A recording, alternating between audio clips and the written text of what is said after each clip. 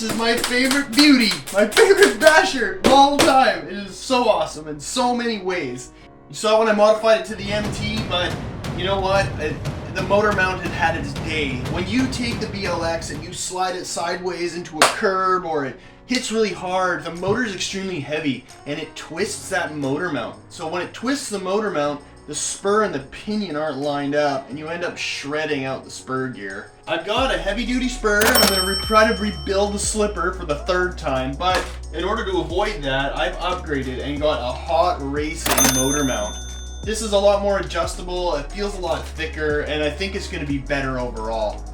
So let's open it up, do the fix, and send it. The best thing about these is that they're super modular, they're really straightforward to fix.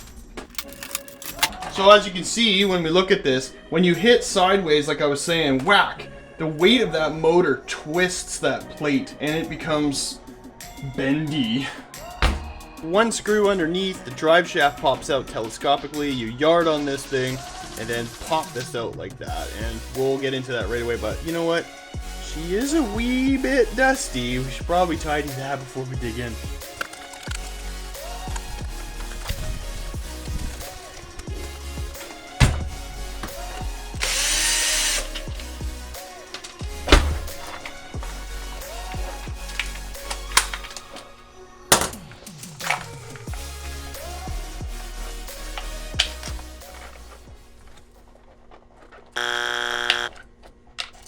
I forgot with the 6S ESC, there's not enough room to slide it out, so I'm gonna have to take that thing out now.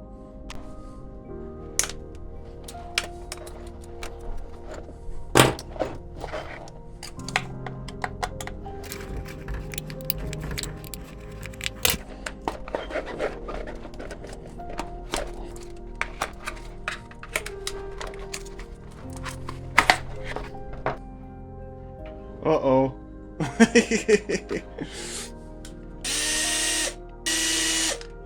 Drum roll, please. Oh yeah, it's a little round. Yeah. Beauty. By the looks of it too, that pinion just slid right off. There's one of those little D-clips that go on and it's nowhere to be found, so that was probably part of the problem.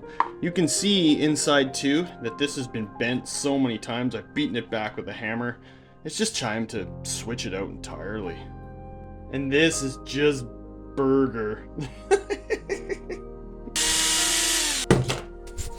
So you see how it fits in, but when the motor torques on it, look how much that's bent. So when it bends out, the pinion gets all cockeyed like that and just shreds it right off. It's fine, right?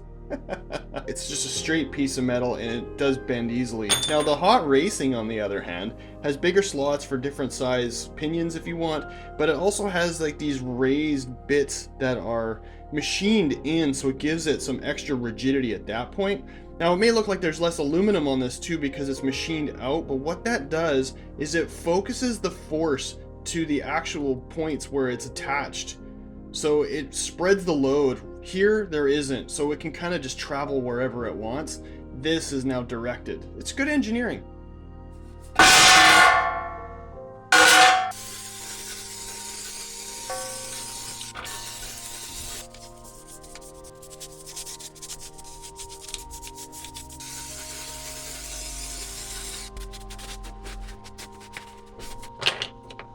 I'll let these just dry up a little bit, soak in some of that WD. I think that every now and again, my personal preference is I use a silicone-based, oh that's French, Québécois, but I like to use a silicone-based. It penetrates just a little bit, and it, you know, it cleans it up nicely, but it gives brittle plastics just a little bit more longevity.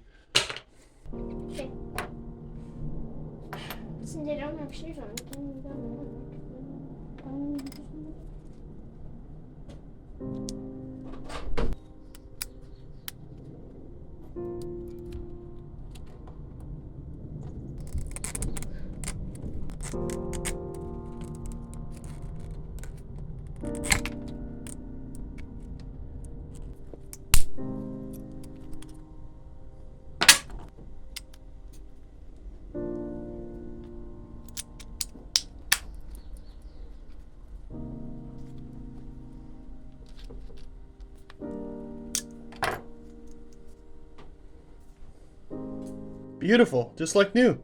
We'll set that slipper clutch up after, I'll show you how. Well, back from swimming, and as you can see, this is nice and black. It's soaked up a lot of that WD-40, cleaned up really, really well. And now we put in the pièce de résistance. And goddamn, that looks so good.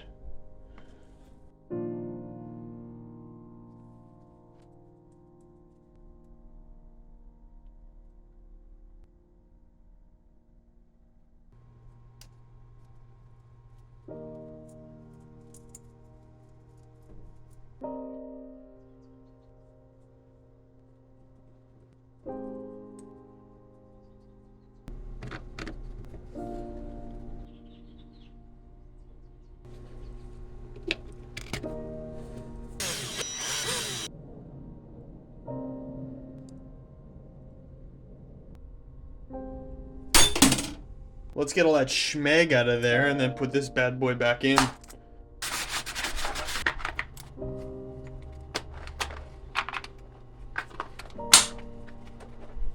God, that's easy.